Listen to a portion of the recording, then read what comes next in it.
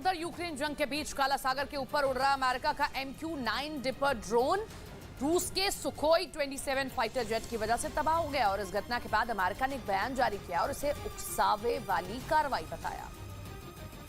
जिसके बाद माना जा रहा है कि इन दोनों देशों के बीच तनाव चरम पर पहुंच गया है। यही नहीं, आशंका तो इस बात की भी जताई जा रही है कि यूक्रेन युद्ध में अब अमेरिका की सीधी एंट्री हो सकती है, यानी आने वाले दिनों में दुनिया की दो महाशक्तियों के बीच जंग शुरू होने के पूरे आसार बनने लगे हैं। अमेरिका के मुताबिक उसका MQ-9 रीपर ड्रोन अब काला सागर के ऊपर उड़ान भर रहा था, तभी रूस के सुखोई 27 लड़ाकू विमान उससे टकरा गया, जिससे अमेरिकी ड्रोन नष्ट हो गया। हालांकि इस घटना पर रूस की तरफ से कोई बयान सामने नहीं आया, लेकिन यूक्रेन युद्ध की शुरुआत के बाद से ये पहला मौका है जब रूस और अमेरिका के बीच सीधा टकराव हो रहा है, क्योंकि अब तक ये साफ नहीं हो पाया कि रूसी लड़ाकू विमान से अनजाने में ड्रोन की टक्कर हुई थी या फिर जानबूझकर उसे निशाना बनाया गया। पहले रूस के मीडिया ने दावा किया कि पुतिन ने रूस की राजधानी मॉस्को में फिर 5 जगहों पर S-400 एयर डिफेंस सिस्टम तैनात कर दिए। इस खबर के सामने आने के बाद इस बात की चर्चा तेज हो गई कि पुतिन को कहीं मॉस्को में यूक्रेन के हमले का डर तो नहीं सता रहा है,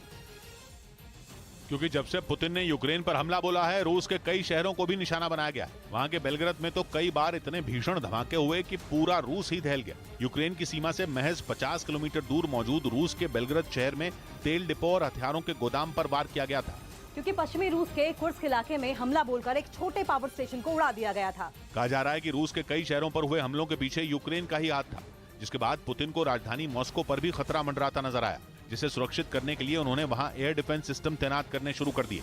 और अब खबर है कि उन्होंने मॉस्को में एक साथ 5 जगहों पर एयर डिफेंस सिस्टम तैनात कर दिए। इससे पहले पुतिन कुल 7 एयर डिफेंस सिस्टम मॉस्को के अलग अलग इलाकों में तैनात कर चुके हैं,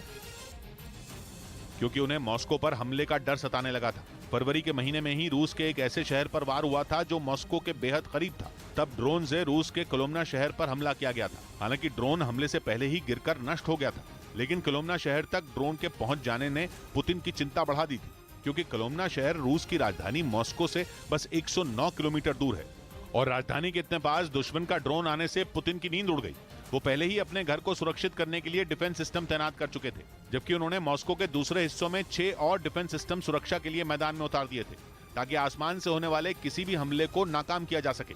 लेकिन मॉस्को के इतने करीब ड्रोन पहुंचने के बाद वो फिर वहां की तगड़ी किलेबंदी में जुट गए। उन्होंने वहां ऐसी तैयारी शुरू कर दी जैसे मॉस्को पर कोई बड़ा हमला होने वाला हो, क्योंकि इस बार पुतिन ने मॉस्को में एक साथ 5 S-400 एयर डिफेंस सिस्टम तैनात कर दिए,